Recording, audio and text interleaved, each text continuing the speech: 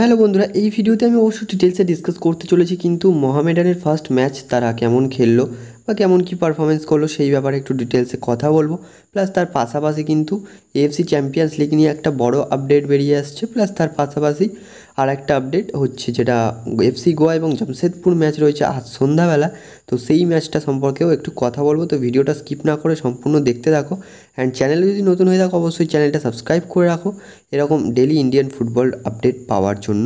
তো চলো বন্ধুরা ভিডিওটা শুরু করা যাক। প্রথমে যদি মোহামেডানকে নিয়ে কথা বলি, তো মোহামেডান ওপেনিং ম্যাচ তো শুরু আইএসএলের ওপেনিং ম্যাচ ছিল এবং তারা কিন্তু কখনোই তাদের খেলা দেখে মনে হয়নি যে তারা আন্ডারডগ হিসেবে খেলছে এবং নর্থ ইস্ট ইউনাইটেড কিন্তু অন পেপার একটা বেস্ট টিম হিসেবে খেলছে, ক্লিয়ারলি হট ফেভারিট হিসাবে খেলছে নর্থ ইস্ট ইউনাইটেড। এটা কখনোই মনে হয়নি, বিকজ হচ্ছে নর্থ ইস্টের সঙ্গে পাল্লা দিয়ে কিন্তু দুরন্ত পারফরমেন্স করে গিয়েছে পুরো 90 মিনিটস, মানে অ্যাট এ টাইম ধরে পুরো খেলাটায় আর কি নর্থ ইস্টের সঙ্গে পাল্লা দিয়ে লড়েছে মোহামেডান স্পোর্টিং ক্লাব। কিন্তু তাদের ভাগ্যটা ছিল না, যে ফিনিশিংগুলো হয়নি কিংবা তার পাশাপাশি গোলটা কনসিড করতে হলো একটু এরারের কারণে। তো এর পাশাপাশি যদি এমনি বলি, ওভারঅল মোহামেডানের খেলা ভালোই লেগেছে। তো তারা সারা ম্যাচ জুড়ে আউটস্ট্যান্ডিং পারফরমেন্স করছে, কিন্তু ওই শেষের দিকে গোলটা কনসিড করে গেল, সেটাই হচ্ছে সমস্যা হয়ে গেল।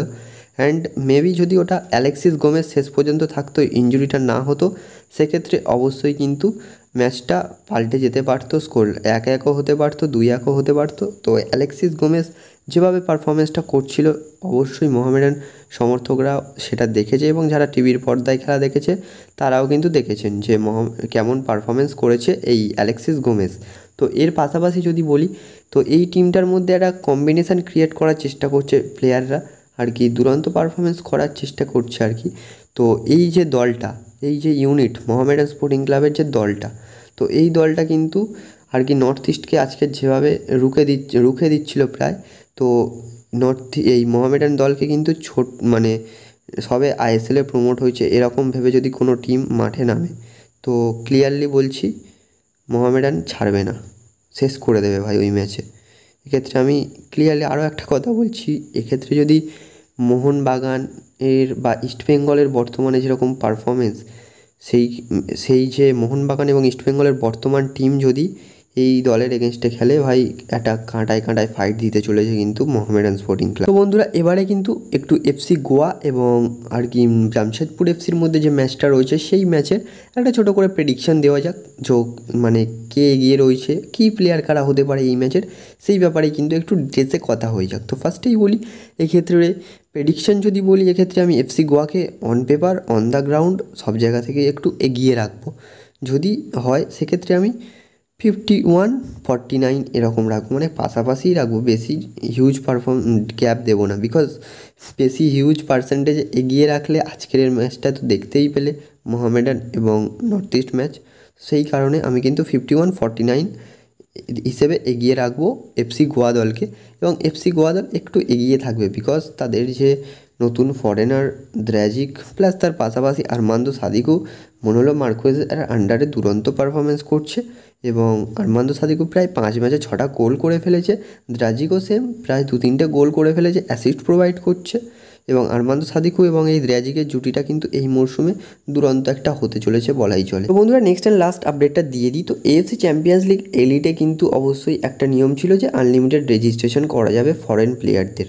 তো এটা কিন্তু এএফসি চ্যাম্পিয়ন্স লিগ 2তে ছিল না। তো এএফসি চ্যাম্পিয়ন্স লিগ 2তে নিয়মটা ছিল যে তোমাদের নিজেদের দেশের যে লিগ রয়েছে বা তোমাদের দেশের যে ফেডারেশন রয়েছে, তো সেই ফেডারেশন তোমাদের ডোমেস্টিক লিগের জন্য যে ফরেন প্লেয়ারদের অ্যাপ্লিকেবল করেছে সেটাই কিন্তু হবে।